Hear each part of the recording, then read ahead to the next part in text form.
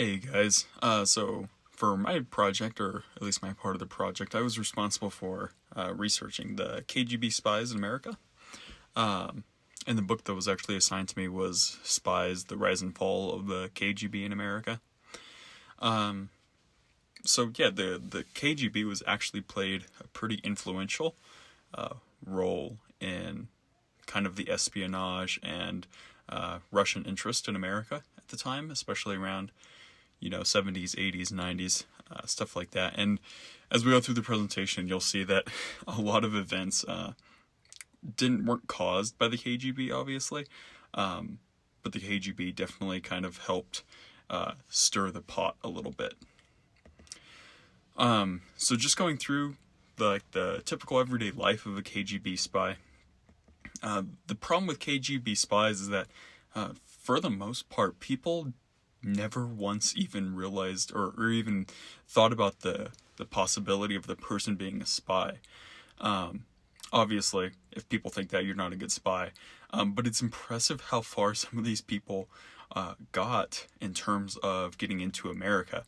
Many of them came through Canada, especially up around New York and places like that. But the actual fact that these people were able to get into our government and high enough in position that they were allowed to know critical, foreign and local defense plans is pretty insane. Oftentimes these people came as a totally different person. So for instance, they would come as an immigrant from another country who had been to a lot of different countries or who had maybe traveled. And as soon as they got into America, that was entirely wiped.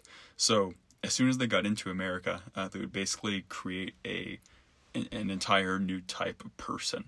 So that was the problem and hardship with tracking them, is once they got here using a person, it was really, really, really hard to find them.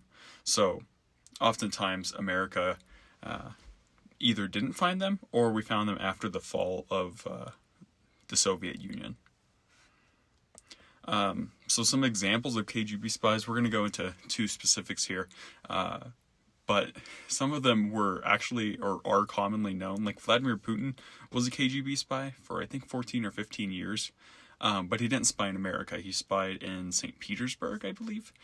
And so yeah, a lot of times KGB and Soviet Russia stuff is, kind of, we think it's all kind of gone, but a lot of this stuff is either still affecting our world today or affected our world fairly recently. So let's do a couple of them. Aldrich Ames, for instance, he was caught in 1994 by the FBI, and he spied for almost 9 years, almost 10 actually, and posed as a CIA officer. And he was the example I was speaking about of sharing U.S. foreign and domestic defense policies. So he was actually he actually shared a lot of information. A lot of his actions actually did result in American deaths. So at least 10 CIA agents were reported dead because of him, which is an astonishingly high number. But he was eventually caught because his lifestyle didn't kind of correlate with how much they were paid. I don't know how much CIA officers are paid, but apparently he was living pretty luxuriously, and people caught on to him that way. So yeah, if you're going to be a spy, maybe only buy things you can technically afford.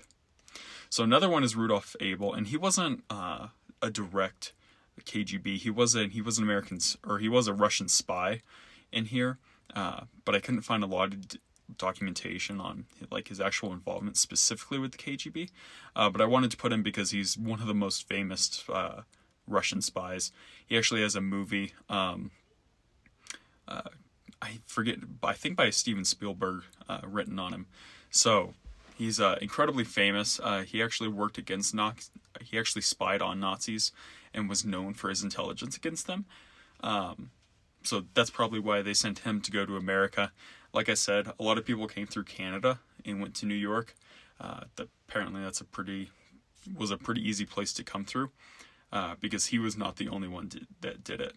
And these people often posed as very normal things. In this case, a painter and a photographer. They lived very normal American lives, often had American families, American jobs, really just looked like a typical American on the outside, but then somehow, were feeding information about, America to Russia. So he only actually served 4 years of his sentence, and the U-2 is a spy plane. Apparently he was traded for an American pilot who was downed, and Russia held. So yeah, he was incredibly famous. He worked against the Nazis. He actually worked for Russia before the KGB, while they were still the Soviet Russia after World War II. He actually spied for them then as well. So he was very, very well known for how well he was at being a spy. So the KGB held a lot of operations in America.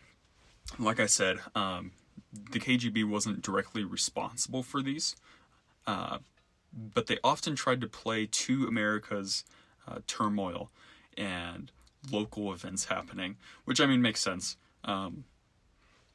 But one of the examples was Operation Pandora, where basically during the 1960s, when Martin Luther King was big and we were going through kind of social transformations and social justices, they really wanted to stir the pot. So obviously, World War II was very anti-Semitic in terms of Europe, but in this case, they actually pushed the African American groups and the Jewish groups together and tried to get them to not necessarily fight, but definitely to stir the pot more.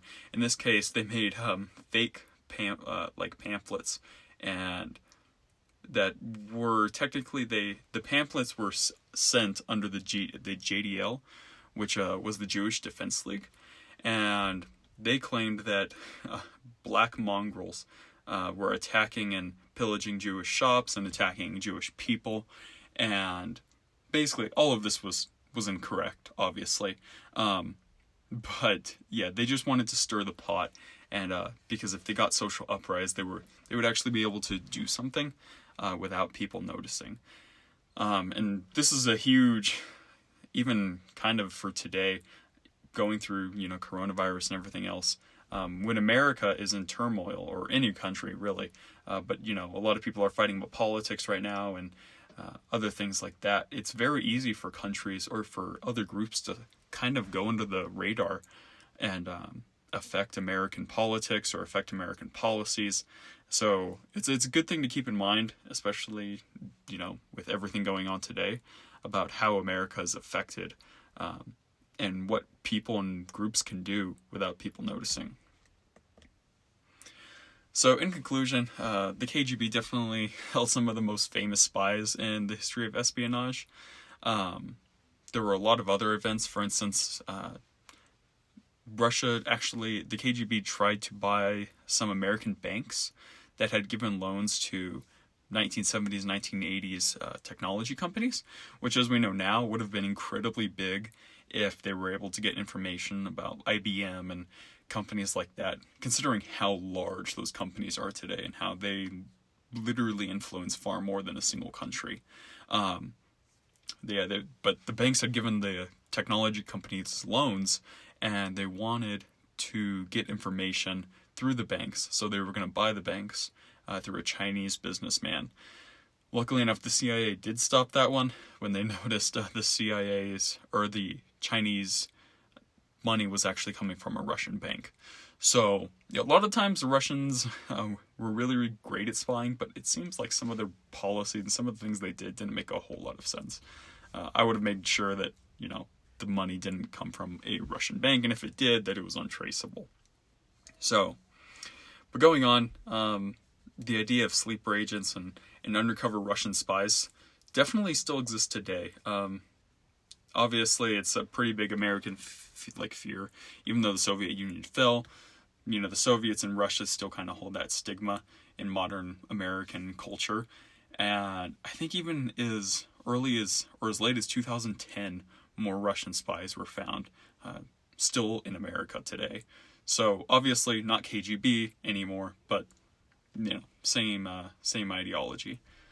So, but just to wrap up, it's I think the biggest thing we can learn from this is that spies and foreign nationals are these are things that most people would never see or never even suspect, and it's really easy to see how easy our society and culture can be stirred if we're in a situation that's already tense, and it's just shockingly easy to help stir the pot.